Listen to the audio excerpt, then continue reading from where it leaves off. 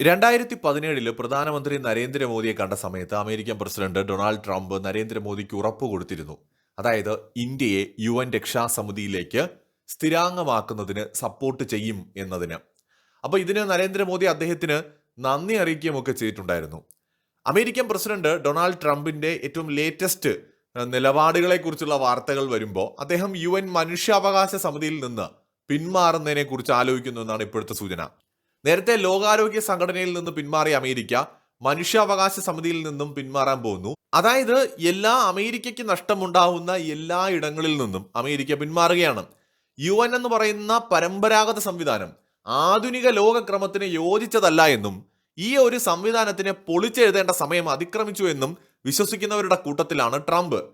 ഭാഗ്യവശാൽ നമ്മുടെ ഇന്ത്യ ഇക്കാര്യം കുറെ കാലമായി പറഞ്ഞുകൊണ്ടിരിക്കുന്നതാണ്. നമ്മുടെ ജയശങ്കർ, നമ്മുടെ വിദേശകാര്യ വകുപ്പുമായി ബന്ധപ്പെട്ട നമ്മുടെ ഉദ്യോഗസ്ഥര്, നമ്മളെ നയതന്ത്ര ഉദ്യോഗസ്ഥര്, UN നമ്മുടെ പ്രതിനിധികള്, ഇവരെപ്പോഴും പറയുന്ന ഒരു കാര്യം എന്താണ്? UN രക്ഷാസമിതിയും UNും പൊളിച്ചെഴുതേണ്ട സമയം അതിക്രമിച്ചിരിക്കുകയാണ്. രണ്ടാം ലോക മഹായുദ്ധം അവസാനിച്ച് തൊട്ടടുത്ത നാളുകളിൽ രൂപപ്പെട്ട ഈ ഐക്യരാഷ്ട്രസഭ അന്നത്തെ അതേ രീതിയിൽ ഇന്നും പോയിക്കൊണ്ടിരിക്കുകയാണ്. യാതൊരു മാറ്റവും ഉണ്ടായിട്ടില്ല.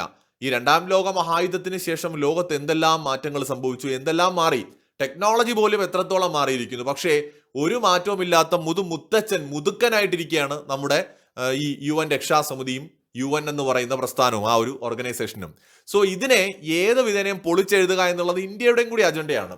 UN സ്ഥിരാംഗത്വം കിട്ടാൻ ഇന്ത്യക്ക് അർഹതയുണ്ടെന്നിരിക്കെ ഇപ്പോഴും അത് നമുക്ക് ലഭിച്ചിട്ടില്ല. ട്രംപ് വീണ്ടും അധികാരത്തിൽ വരുമ്പോൾ നമ്മൾ ഉറ്റുനോക്കുന്നതും ഈ ഒരു ട്രംപ് ഭരണകാലത്ത് നമുക്ക് UN രക്ഷാസമിതിയിൽ സ്ഥിരാംഗത്വം കിട്ടുമോ എന്നതാണ്. ട്രംപിന്റെ ഈ കർക്കശപരമായ നിലപാടുകൾ സത്യത്തിൽ പ്രത്യക്ഷത്തിൽ പലതും നമുക്ക് യോജിക്കാൻ പറ്റാത്തതായി തോന്നിയാലും ഇന്ത്യക്ക് ഗുണം ചെയ്യാനുള്ള സാധ്യതയുണ്ടെന്ന് തന്നെയാണ് എപ്പോഴും നമ്മൾ പറയുന്നത്, അല്ലെ? അതിന്റെ കാരണം എന്ന് പറയുന്നത് ട്രംപിന്റെ ചില നിലപാടുകളും നമ്മുടെ ചില നിലപാടുകളും തമ്മിൽ വളരെയധികം യോജിപ്പുണ്ട്. അത് ഡീപ് സ്റ്റേറ്റിനെതിരായിട്ടാണെങ്കിലും, അത് ഈ പറയുന്ന കാലാവസ്ഥാ വ്യതിയാനവുമായി ബന്ധപ്പെട്ട വിഷയത്തിലാണെങ്കിലും, കുടിയേറ്റത്തിന്റെ കാര്യത്തിലാണെങ്കിലും ഒക്കെ, അതുപോലെ തന്നെ ഭീകരവാദത്തിന്റെ കാര്യത്തിലും ഒക്കെ ട്രംപിന്റെ നിലപാടുകളും ഇന്ത്യയുടെ നിലപാടുകളും യോജിക്കുന്ന മേഖലയാണ്. ചൈന എന്ന് പറയുന്ന വിഷയത്തിലും ഇന്ത്യക്കും അമേരിക്കയ്ക്കും വിശേഷിച്ച് ട്രംപിനും ഏതാണ്ട് ഒരേ കാഴ്ചപ്പാടുകളുണ്ട്. അപ്പൊ നമുക്ക് സഹകരിക്കാൻ ഒരുപാട് മേഖലകളുണ്ട്. അവിടെയാണ് നരേന്ദ്രമോദിക്ക് ട്രംപ് കഴിഞ്ഞ ടേമിൽ കൊടുത്ത വാക്ക് അദ്ദേഹം ഈ ടേമിൽ പാലിക്കുമോ എന്ന് നമുക്ക് അറിയേണ്ടത്. ഇപ്പൊ ചൈനയെ പോലും ട്രംപ് വരച്ച വരയിൽ നിർത്തുമ്പോൾ ട്രംപ് വിചാരിച്ചാൽ നമുക്ക് UN രക്ഷാസമിതിയിൽ സ്ഥിരാംഗത്വം കിട്ടാനുള്ള എല്ലാ സാധ്യതയുമുണ്ട്. ഇന്ത്യക്ക് മാത്രമല്ല, ഇന്ത്യക്കൊപ്പം മറ്റു ചില രാജ്യങ്ങൾ കൂടി UN രക്ഷാസമിതിയിൽ വരാനും ഈ ഒരു സാഹചര്യത്തിൽ സാധ്യത കാണുന്നുണ്ട്. ഉദാഹരണത്തിന് ഏതെങ്കിലും ഒരു ആഫ്രിക്കൻ രാജ്യത്തിന് UN രക്ഷാസമിതിയിൽ സ്ഥിരാംഗത്വം കിട്ടാൻ സാധ്യതയുണ്ട്. ലാറ്റിൻ അമേരിക്കൻ രാജ്യങ്ങളിൽ ഏതെങ്കിലും ഒന്നിന് സ്ഥിരാംഗത്വം കിട്ടാൻ സാധ്യതയുണ്ട്. എന്തായാലും ഒന്നിലേറെ രാജ്യങ്ങൾക്ക് UN രക്ഷാസമിതിയിൽ സ്ഥിരാംഗത്വം കിട്ടാനുള്ള സാധ്യതകൾ തെളിയുകയാണ്. ട്രംപ് നരേന്ദ്രമോദിക്ക് ഉറപ്പ് കൊടുത്തിട്ടുണ്ട് ഇന്ത്യയെ സപ്പോർട്ട് ചെയ്യുമെന്ന്. കാലഹരണപ്പെട്ട UN പരിഷ്കരിക്കാൻ താൻ പ്രതിജ്ഞാബദ്ധനാണെന്നായിരുന്നു കഴിഞ്ഞ തവണ ട്രംപ് പറഞ്ഞത്. പക്ഷേ കഴിഞ്ഞ തവണ ട്രംപിന് പലതും ചെയ്യാൻ കഴിഞ്ഞില്ല. കാരണം അദ്ദേഹം വിജയിച്ചുവെങ്കിലും എല്ലാ മേഖലയിലും അദ്ദേഹത്തിന് ആ വിജയം നിലനിർത്താനും സ്വാധീനം ഉറപ്പിക്കാനും ഒന്നും കഴിഞ്ഞിരുന്നില്ല. ഒരു ജസ്റ്റ് പാസ് എന്ന് പറയുന്ന പോലത്തെ ഒരു വിജയമായിരുന്നു. എന്നാൽ ഇത്തവണ ട്രംപ് തെരഞ്ഞെടുപ്പിൽ വിജയിച്ചിരിക്കുന്നത് റാങ്കോട് കൂടിയാണ്, ഫസ്റ്റ് റാങ്കോട് കൂടിയാണ് ജയിച്ചിരിക്കുന്നത്. അപ്പൊ അതുകൊണ്ട് അദ്ദേഹത്തിന്റെ സ്ട്രെങ്ത് വളരെയധികം വർദ്ധിച്ചിട്ടുണ്ട്. എല്ലാ സഭകളിലും, അമേരിക്കയുടെ എല്ലാ മേഖലകളിലും, എന്തിന് ജുഡീഷ്യറിയിൽ പോലും ട്രംപിന് വലിയ സ്വാധീനമുള്ള ഒരു സമയമാണ്. ട്രംപ് വിചാരിച്ചാൽ എന്തും നടക്കും എന്ന ഒരു സ്ഥിതിവിശേഷമുണ്ട്. ഇന്ത്യ ഗവൺമെന്റ് ട്രംപിനോടൊപ്പം സഹകരിക്കാനായിട്ട് എടുക്കുന്ന ഇന്ത്യയുടെ നിലപാടുകൾ കാണുമ്പോൾ തീർച്ചയായിട്ടും നമ്മൾ പലതും തിരിച്ച് എക്സ്പെക്ട് ചെയ്യുന്നുണ്ട് എന്ന് വേണം കരുതാൻ. അതിലൊന്ന് UN രക്ഷാസമിതിയിലെ സ്ഥിരാംഗം തന്നെയായിരിക്കും. പേഴ്സണലി പറയുകയാണെങ്കിൽ എനിക്ക് തോന്നുന്നു ഈ ഒരു ട്രംപിന്റെ ടേമിൽ നമുക്ക് രക്ഷാസമിതി സ്ഥിരാംഗത്വം കിട്ടാനുള്ള എല്ലാ സാധ്യതയും കാണുന്നുണ്ട്. ചൈനയാണ് പൊതുവെ നമ്മളെ ഇതിൽ എതിർക്കാൻ സാധ്യതയുള്ള ഒരു രാജ്യം. ഫ്രാൻസ് എന്തായാലും നമ്മളെ സപ്പോർട്ട് ചെയ്യും. ബ്രിട്ടനുമായിട്ട് നല്ല ബന്ധമുണ്ട്, ബ്രിട്ടനും സപ്പോർട്ട് ചെയ്യുമെന്ന് തുറന്നു പറഞ്ഞിട്ടുണ്ട്. പിന്നെ ഉള്ളത് റഷ്യയാണ്.